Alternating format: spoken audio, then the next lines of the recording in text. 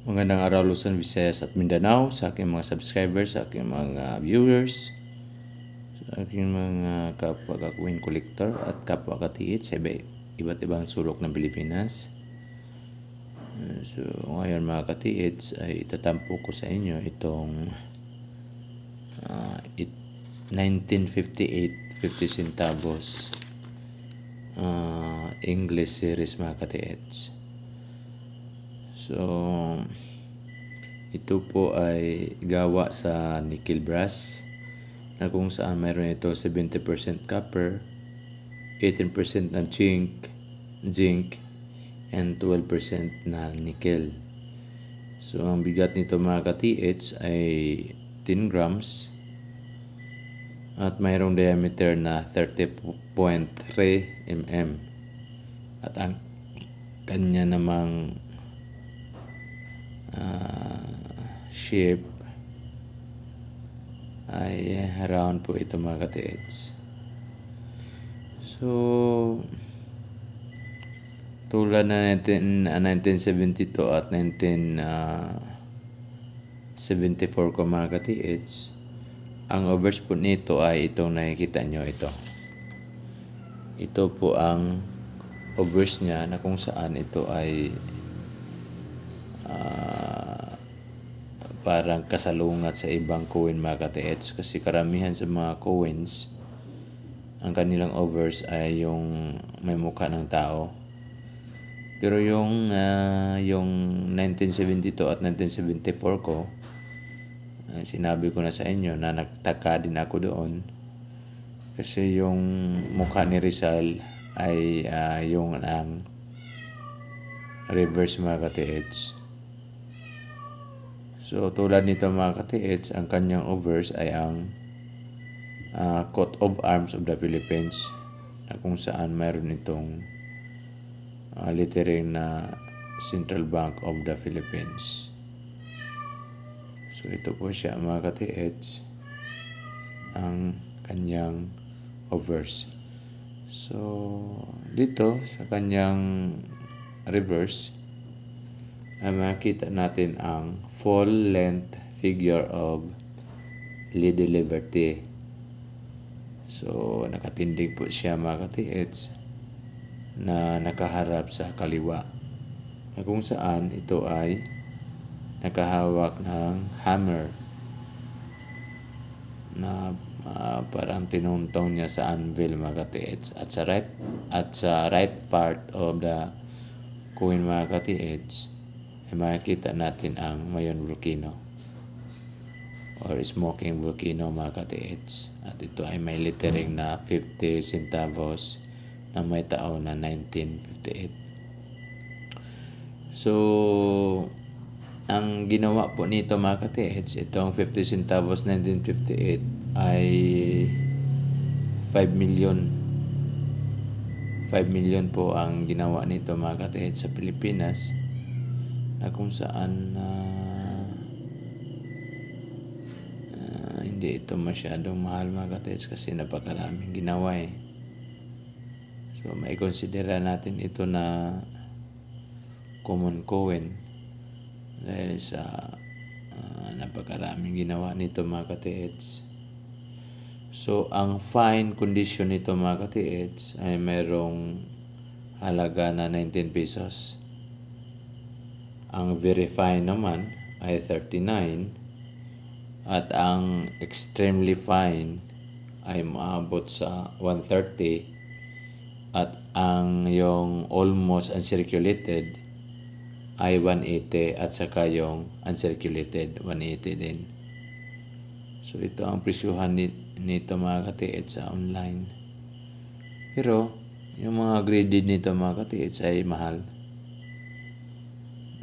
Kasi dumaan na siya ng grading company na kung saan yung grading company ay siyang mag-identify kung saan ba na belong or saan kategorya ba ito napabilang mga ka-TH. Tulad ng fine, very fine, extremely fine, almost uncirculated, at yung uncirculated. So ang grading company na mga ka-TH ang mag-identify kung saan nabilong or na-categorize yung coin mo. So mahal yun mga ka-TH.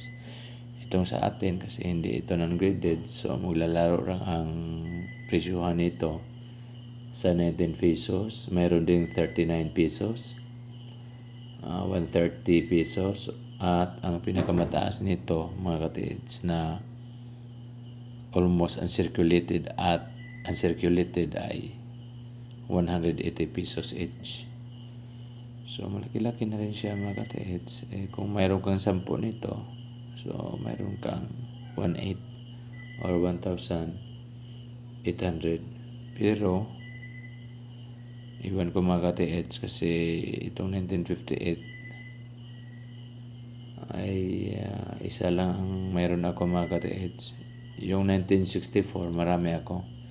Mayroon akong mga 1964. Iwan kong hindi umabot ng 10. Pero ito 1958 isa lang. So maswerte na rin ako mga ka-TH kasi tulad na sinabi ko sa mga ibang videos ko ay hindi lahat ng mga tao na mayroon ito.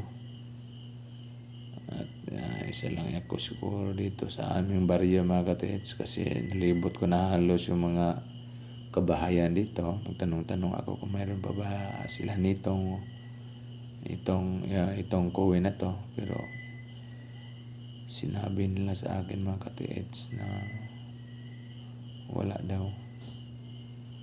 So blessed ako na mayroon ako nito mga ka-TH kasi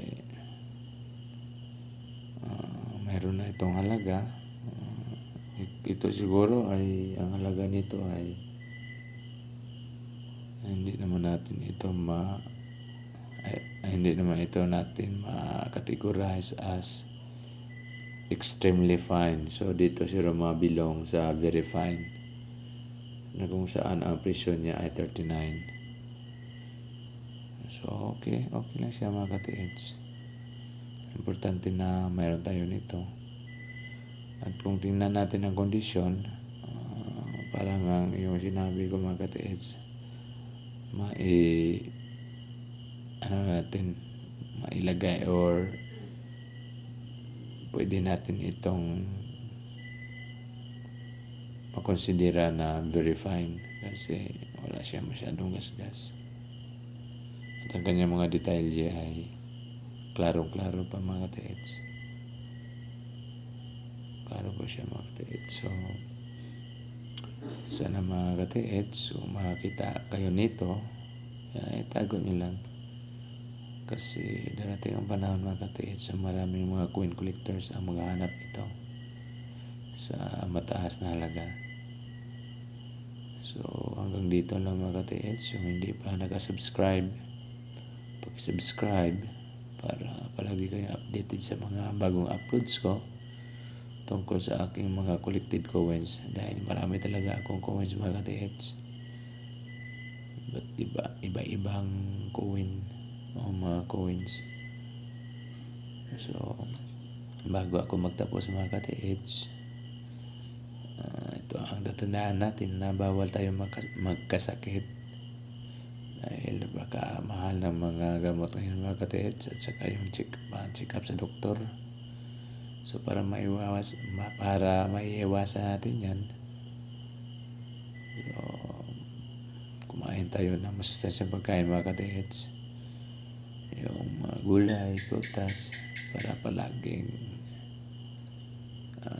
malusog ang ating katawan at hindi tayo magkasakit, dahil ang tunay na kayamanan mga ka-TH sa ating kalusugan. Salamat po.